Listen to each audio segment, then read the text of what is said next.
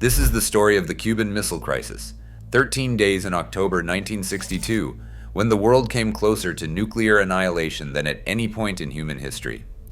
13 days when two superpowers stood toe-to-toe, fingers hovering over the button, while the rest of humanity held its breath. To understand how we got to the brink, you have to go back to April 1961. 1,400 Cuban exiles, trained and funded by the CIA, launched a disastrous invasion at the Bay of Pigs on Cuba's southern coast. It was a humiliating failure for the Kennedy administration, but it sent a clear and terrifying message to Fidel Castro. The United States wanted him gone, and Washington wasn't done. By November 1961, the Kennedy White House launched Operation Mongoose, a covert program of sabotage, espionage, and infiltration designed to destabilize Castro's government and provoke a popular uprising that could justify direct American military intervention. Millions of CIA dollars poured into raids by Cuban exiles. Feeding that intelligence operation was a Soviet colonel working secretly for the West, Oleg Penkovsky, a GRU officer who had been passing critical military secrets to the CIA and MI6 for over a year. His intelligence about Soviet missile capabilities would later help analysts confirm exactly what they were looking at in those U-2 photographs. Historians have since described the Kennedy brothers' focus on Cuba as nothing short of an obsession. Castro, understandably, felt cornered, so he reached out to the one power on Earth capable of protecting him, the Soviet Union. And Soviet Premier Nikita Khrushchev was more than willing to help. But Khrushchev had his own motivations. In 1961, the United States had deployed Jupiter nuclear missiles in Italy and Turkey, right on the Soviet Union's doorstep. Khrushchev saw Cuba as his chance to even the playing field. By May 1962, under the code name Operation Anadir, he began secretly shipping ballistic missiles to Cuba, along with technicians to assemble and operate them. By July, American intelligence knew something was happening. Soviet military shipments to Cuba were increasing dramatically. On September 4th, the White House issued a public warning against the placement of offensive weapons in Cuba. But behind the scenes, the missile sites were already under construction, specifically near the town of San Cristobal in western Cuba. Then came October 14th. A U-2 spy plane soaring at 72,000 feet captured a series of photographs over western Cuba. When analysts developed those images the next day, cross-referencing Penkovsky's technical intelligence to make the identification, what they saw changed everything. R-12, Dvina missiles, NATO designation SS-4. Sandal, medium-range ballistic missiles capable of carrying nuclear warheads. Alongside them, construction had begun on sites for intermediate-range R-14 missiles. These weren't defensive weapons. These were nuclear missiles capable of reaching Washington, D.C. in minutes from just 90 miles off the coast of Florida. On October 16th, National Security Advisor McGeorge Bundy walked into the Oval Office and delivered the news to President Kennedy. Within hours, Kennedy assembled a tight circle of trusted advisors who would meet around the clock for the next 13 days. They called themselves the Executive Committee of the National Security Council, or EXCOM. The debates were fierce. Air Force Chief of Staff Curtis LeMay pushed hard for immediate airstrikes followed by a full-scale invasion. But Kennedy and others worried about escalation, about the unpredictable chain of events that bombing Soviet installations could set off.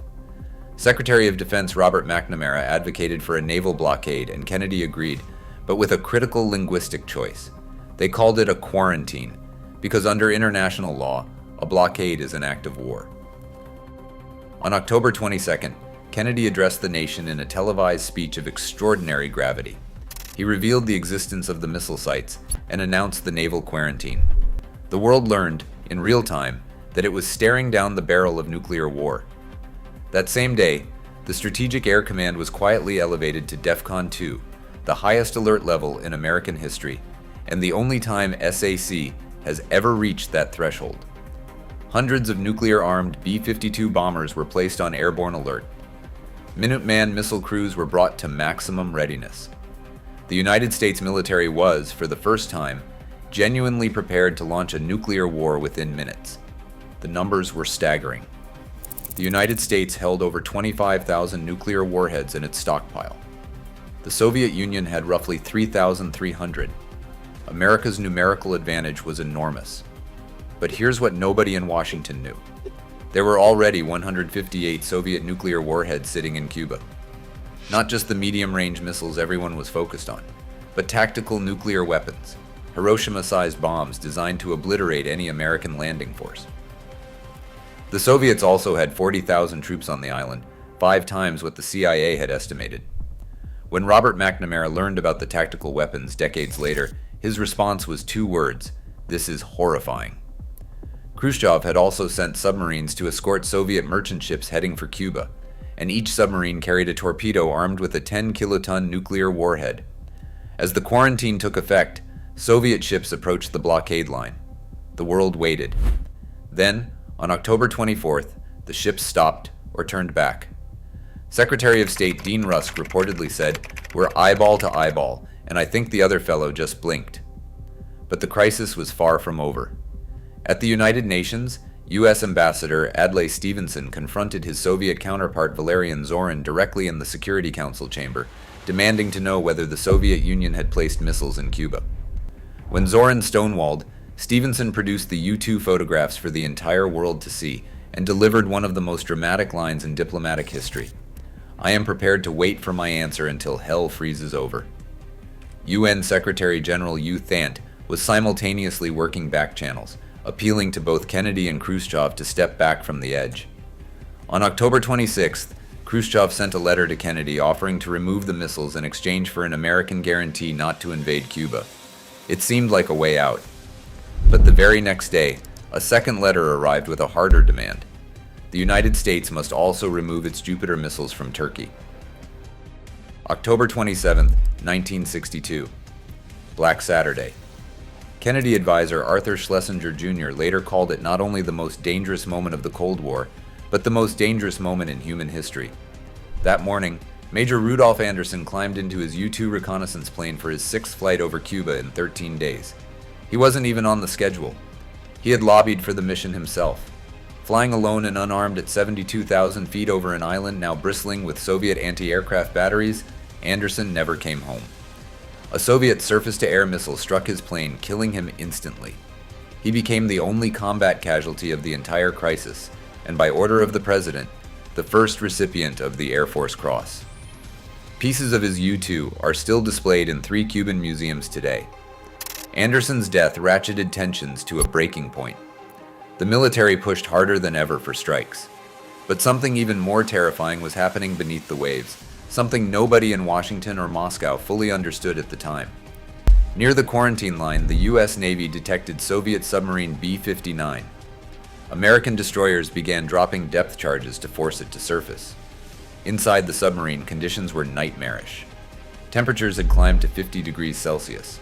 The crew had been out of radio contact for days, and they had no idea whether nuclear war had already begun above them. Captain Valentin Savitsky, rattled and exhausted, ordered the submarine's nuclear torpedo armed and readied. 1 torpedo, 10 kilotons, enough to vaporize the American fleet above them. And these submarine commanders had been told they could use the weapon without waiting for Moscow's approval if they believed they were under attack. Soviet protocol, though, required the agreement of all 3 senior officers aboard. 2 said yes. The third was Flotilla Commander Vasily Arkhipov. He said no. He talked Savitsky down. The torpedo stayed in its tube, and the submarine surfaced. The world didn't learn about this moment for 40 years. Vasily Arkhipov may well be the man who saved civilization, and almost no one has ever heard his name. On that same day, Fidel Castro sent a message to Khrushchev, urging the Soviet leader to launch a nuclear first strike against the United States. Khrushchev declined. Kennedy, showing remarkable restraint, chose to ignore the harder second Soviet letter and respond only to the first, accepting the no invasion pledge. Privately, through his brother Robert, he sent word to Soviet Ambassador Anatoly Dobrynin. The Jupiter missiles in Turkey would be removed, but this part of the deal had to remain secret. It stayed secret for 25 years.